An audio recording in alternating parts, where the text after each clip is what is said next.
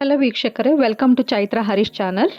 ಸಾಮಾನ್ಯವಾಗಿ ಎಲ್ಲರೂ ಜೋಳವನ್ನು ಅಂದರೆ ಬಿಳಿ ಜೋಳವನ್ನು ನೋಡಿರ್ತಾರೆ. ಆದರೆ ನಾನಿವತ್ತು ಜೋಳವನ್ನು ಸೇವಿಸುವುದರಿಂದ ಆಗುವ ಆರೋಗ್ಯ ಪ್ರಯೋಜನಗಳ ಬಗ್ಗೆ ತಿಳಿಸ್ಕೊಡ್ತಾ ಇದ್ದೀನಿ. ನಾನಿವತ್ತು ತಿಳಿಸ್ಕೊಡ್ತಿರುವ ಈ ಜೋಳದ ಆರೋಗ್ಯ ಪ್ರಯೋಜನಗಳ ಬಗ್ಗೆ ತಿಳಿದುಕೊಂಡ್ರೆ ನೀವು ಖಂಡಿತವಾಗಿಯೂ ಜೋಳವನ್ನು ಪ್ರತಿದಿನ ತಿಂದೇ ತಿಂತೀರಾ. ಹಾಗಿದ್ರೆ ಬನ್ನಿ ಏನೆಲ್ಲ ಆರೋಗ್ಯ ಪ್ರಯೋಜನಗಳಿವೆ ಎಂದು ನೋಡೋಣ. ಮೊದಲಿಗೆ ಜೋಳದಲ್ಲಿ ನಾರಿನ ಅಂಶವು ಸಮೃದ್ಧವಾಗಿದೆ. ಬೇರೆ ಎಲ್ಲ ಧಾನ್ಯಗಳು ಅಂದರೆ ಅಕ್ಕಿ, ಗೋಧಿ, ಬಾರ್ಲಿ ಇವುಗಳಿಗೆಲ್ಲ ಹೋಲಿಸಿದರೆ ಜೋಳದಲ್ಲಿ ಅಧಿಕ ಪ್ರಮಾಣದ ನಾರಿನ ಅಂಶವಿರುತ್ತದೆ. ಫಾರ್ ಎಕ್ಸಾಂಪಲ್, ದಿನದಲ್ಲಿ ನಾವು 1 ಹೊತ್ತು ಜೋಳದ ಸೇವನೆ ಮಾಡಿದರೆ ಇದರಿಂದ ನಮಗೆ 12 ಗ್ರಾಮ್ನಷ್ಟು ನಾರಿನ ಅಂಶ ಸಿಗುತ್ತದೆ. RDA ಅಂದರೆ ರೆಕಮೆಂಡೆಡ್ ಡಯಟರಿ ಅಲೋಯೆನ್ಸ್ ಅಂದರೆ ಇದು ನಾರಿನ ಅಂಶಕ್ಕೆ ಶಿಫಾರಸು ಮಾಡಲಾದ ದೈನಂದಿನ ಸೇವನೆಯ ಅರ್ಧದಷ್ಟು ಎಂದರ್ಥ. ಇನ್ನೂ ಸರಳವಾಗಿ ಹೇಳಬೇಕು ಅಂದರೆ ಈ RDA ಟೇಬಲ್ನಲ್ಲಿ ತೋರಿಸಿರೋ ಹಾಗೆ 14 ವರ್ಷ ಮೇಲ್ಪಟ್ಟ ಪ್ರತಿಯೊಬ್ಬರಿಗೂ ಆರೋಗ್ಯಕರ ದೇಹಕ್ಕೆ ಪ್ರತಿದಿನ 25 ಗ್ರಾಮ್ನಷ್ಟು ನಾರಿನ ಅಂಶದ ಅವಶ್ಯಕವಿರುತ್ತದೆ. ಹಾಗಾಗಿ 12 ಗ್ರಾಮ್ನಷ್ಟು ನಾರಿನ ಅಂಶ ಅಂದರೆ ದಿನಕ್ಕೆ ಅವಶ್ಯಕವಾಗಿ ಬೇಕಾಗಿರುವ ಅರ್ಧದಷ್ಟು ನಾರಿನ ಅಂಶ ನಮಗೆ 1 ಹೊತ್ತಿನ ಜೋಳದ ಸೇವನೆಯಿಂದ ಸಿಗುತ್ತದೆ.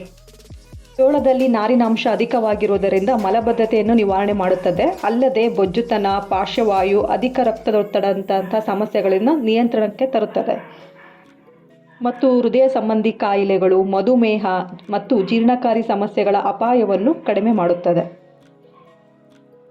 ಎರಡನೆಯದಾಗಿ ಜೋಳವು ರಕ್ತದಲ್ಲಿನ ಸಕ್ಕರೆ ಮಟ್ಟವನ್ನು ನಿಯಂತ್ರಿಸುತ್ತದೆ. ಜೋಳದ ವಿಶೇಷತೆ ಏನೆಂದರೆ ಇದರಲ್ಲಿ ಕಾಂಪ್ಲೆಕ್ಸ್ ಕಾರ್ಬೋಹೈಡ್ರೇಟ್ಗಳು ಅಂದರೆ ಸಂಕೀರ್ಣ ಕಾರ್ಬೋಹೈಡ್ರೇಟ್ಗಳನ್ನು ಹೊಂದಿದೆ. ಹಾಗಾಗಿ ನಮ್ಮ ಜೀರ್ಣಾಂಗದಲ್ಲಿ ಇತರ ಆಹಾರಗಳಿಗೆ ಹೋಲಿಸಿದರೆ ಜೋಳದಿಂದ ತಯಾರಿಸಿದ ಆಹಾರ ಪದಾರ್ಥಗಳು ತುಂಬ ನಿಧಾನವಾಗಿ ಜೀರ್ಣವಾಗುತ್ತವೆ. ಇದರಿಂದ ರಕ್ತದ ಸಕ್ಕರೆ ಪ್ರಮಾಣ ಬಹಳ ಬೇಗನೆ ಏರಿಕೆ ಆಗುವುದು ತಪ್ಪುತ್ತದೆ. ಹಾಗಾಗಿ ಜನರಿಗೆ, ಅದರಲ್ಲೂ ಮಧುಮೇಹದಿಂದ ಬಳಲುತ್ತಿರುವವರಿಗೆ ಮತ್ತು ಹೆಚ್ಚಿನ ಬೊಜ್ಜಿನ ಪ್ರಮಾಣ ಹೊಂದಿದವರಿಗೆ, ಸಣ್ಣ ಆಗಬೇಕೆಂದು ಬಯಸುವವರಿಗೆ ಜೋಳದ ಖಾದ್ಯಗಳು ಹೇಳಿ ಮಾಡಿಸಿದ ಆಹಾರಗಳು. ಮೂರನೇದಾಗಿ ಜೋಳವು ಮೂಳೆ ಆರೋಗ್ಯಕ್ಕೆ ಒಳ್ಳೆಯದು. ಏಕೆಂದರೆ ಜೋಳವು ಹೆಚ್ಚಿನ ಮೆಗ್ನೀಷಿಯಂ ಖನಿಜಾಂಶವನ್ನು ಹೊಂದಿರುವುದರಿಂದ ಜೋಳವು ದೇಹದಲ್ಲಿ ಕ್ಯಾಲ್ಸಿಯಂ ಮಟ್ಟವನ್ನು ಕಾಪಾಡಿಕೊಳ್ಳಲು ಸಹಾಯ ಮಾಡುತ್ತದೆ. ಅಂದರೆ ಜೋಳದಲ್ಲಿನ ಮೆಗ್ನೀಷಿಯಂ ಖನಿಜಾಂಶವು ಕ್ಯಾಲ್ಸಿಯಂ ಅಬ್ಸಾರ್ಪ್ಷನ್ ಅಂದರೆ ಕ್ಯಾಲ್ಸಿಯಂ ಹೀರಿಕೊಳ್ಳುವಿಕೆಯನ್ನು ಹೆಚ್ಚಿಸುತ್ತದೆ. ಇದರಿಂದ ನಮ್ಮ ಮೂಳೆ ಮತ್ತು ಅಂಗಾಂಶಗಳು ಸದೃಢಗೊಳ್ಳಲು ಸಹಾಯಕಾರಿಯಾಗಿದೆ. ನಾಲ್ಕನೆಯದಾಗಿ ಜೋಳವು ಅಂಟು ಮುಕ್ತ ಅಂದರೆ ಗ್ಲುಟೆನ್ ಫ್ರೀ ಧಾನ್ಯ. ಅಂದರೆ ನಾವು ಅತಿ ಹೆಚ್ಚು ಇಷ್ಟಪಟ್ಟು ತಿನ್ನುವ ಗೋಧಿಯ ಚಪಾತಿ, ಪೂರಿ, ಪರೋಟ, ಬೇಕರಿ ತಿನಿಸುಗಳನ್ನು ಪ್ರತಿದಿನ ಸೇವಿಸುವುದರಿಂದ ನಮಗೆ ಹೊಟ್ಟೆ ಉಬ್ಬಸ ಮತ್ತು ಹೊಟ್ಟೆ ನೋವು ಹಾಗೂ ಜೀರ್ಣಾಂಗಕ್ಕೆ ಸಂಬಂಧಪಟ್ಟ ಕಾಯಿಲೆಗಳಿಗೆ ಕಾರಣವಾಗುತ್ತದೆ. ಇದಕ್ಕೆ ಕಾರಣ ಗೋಧಿಯಲ್ಲಿ ಕಂಡುಬರುವ ಗ್ಲುಟೆನ್ ಎಂಬ ಪ್ರೋಟೀನ್ ಅಂಶ. ಹಾಗೆ ಮಧುಮೇಹದಿಂದ ಬಳಲುತ್ತಿರುವವರು ಪ್ರತಿದಿನ ಚಪಾತಿ ಸೇವನೆ ಮಾಡುತ್ತಾರೆ. ಇದರಿಂದ ಅವರಿಗೆ ಜೀರ್ಣಾಂಗದಲ್ಲಿ ಸಮಸ್ಯೆಗಳು ಕಂಡುಬರುವಂತಹ ಸಾಧ್ಯತೆ ಇರುತ್ತದೆ. ಹಾಗಾಗಿ ಗೋಧಿಯ ಬದಲು ಜೋಳ ತಿನ್ನುವ ಅಭ್ಯಾಸ ಮಾಡಿಕೊಂಡರೆ ಒಳ್ಳೆಯದು. ಏಕೆಂದರೆ ಜೋಳವು ಅಂಟು ಮುಕ್ತ ಅಥವಾ ಗ್ಲುಟೆನ್ ಫ್ರೀ ಧಾನ್ಯವಾಗಿದೆ. ಐದನೆಯದಾಗಿ ಜೋಳವು ಹೃದಯದ ಆರೋಗ್ಯವನ್ನು ಸುಧಾರಿಸುತ್ತದೆ. ಏಕೆಂದರೆ ಜೋಳದಲ್ಲಿನ ನಾರಿನ ಅಂಶವು ದೇಹದಲ್ಲಿನ ಕೆಟ್ಟ ಕೊಲೆಸ್ಟ್ರಾಲ್ ಮಟ್ಟವನ್ನು ಕಡಿಮೆ ಮಾಡಲು ಸಹಾಯ ಮಾಡುತ್ತದೆ.